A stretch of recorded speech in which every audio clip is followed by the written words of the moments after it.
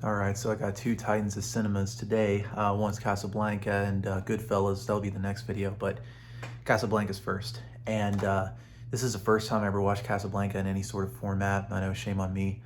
But so my thoughts on the movie.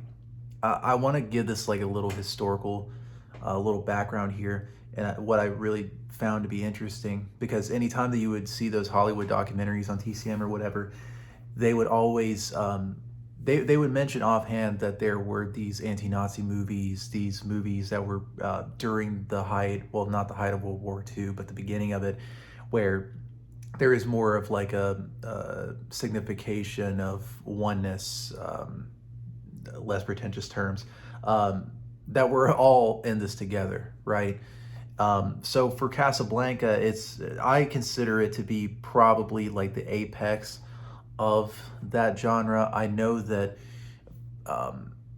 it really started, I would probably say, with The Great Dictator. And when people knew that Charlie Chaplin was making this movie, it was just like, well, Hollywood's fine to just release any sort of anti-Nazi movies, which of course they wouldn't know the real horrors that were to come with the Nazi concentration camps, and that is actually used in this movie as sort of like this, not really plot device, but this sort of like this. It is serious, but it's not serious at the same time. It's very strange, but anyway.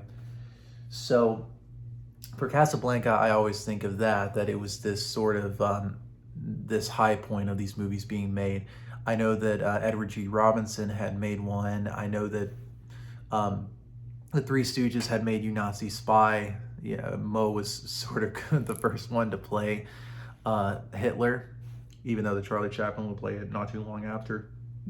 So for Casablanca in itself, we'll focus on this movie itself. And why has this gotten so much love, right? Well, I think most first and foremost is the performances of Humphrey Bogart, Ingrid Bergman, Paul Henreid. I think that all of the performances in this movie are almost flawless in terms of like what they're portray characters. And if you know the history behind the movie, this was just one of these anti-Nazi, American movie that was it really didn't have a script by the time that they were filming, and it just sort of came together in that sense. But also a great thing about this movie is the shadows that is being implemented, the use of cinematography, the soft lighting on Ingrid Bergman's face, I think is absolutely beautiful. Sam as well, he was wonderful in his performances when he played on the piano. So there's a lot to love about this movie in terms of like the performances and such. But the story's all right.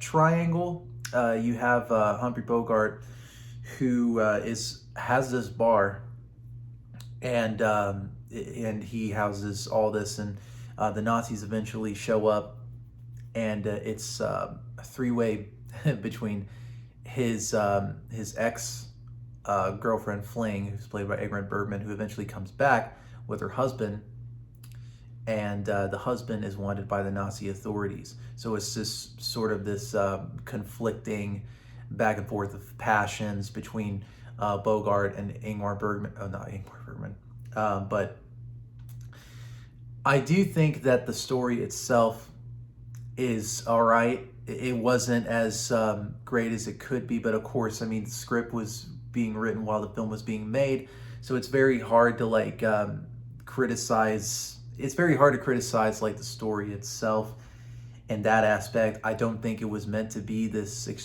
very complex movie. It was just supposed to be this sort of allegory for America, being friends with everybody, it's sort of like this diplomacy in this movie.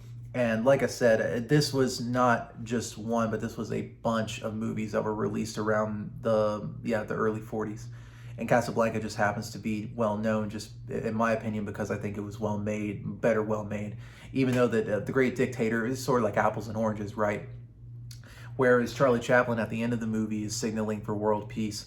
This, I think, did it better in terms of the end, where, you know, ideology can never stand in the way of like true friendship in a way. So I thought that that was very well done and well executed by director Michael Curtiz. So my thoughts on Casablanca is that I think it is well worth remembering. There's this 4K is absolutely spectacular. Man, 4Ks for black and white movies are just incredible. Just remake every black and white movie in 4K. I don't care if it's HDR or Dolby Vision, anything like that.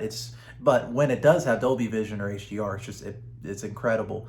And so so for this edition, I would highly recommend you get this. This just came out.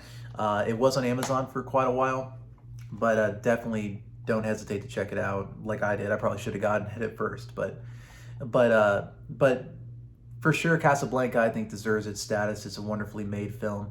It's not a perfect film by all means, but I do think it's a wonderful testament to what the mindset of Hollywood was at the time in the early 1940s with World War II ravaging on.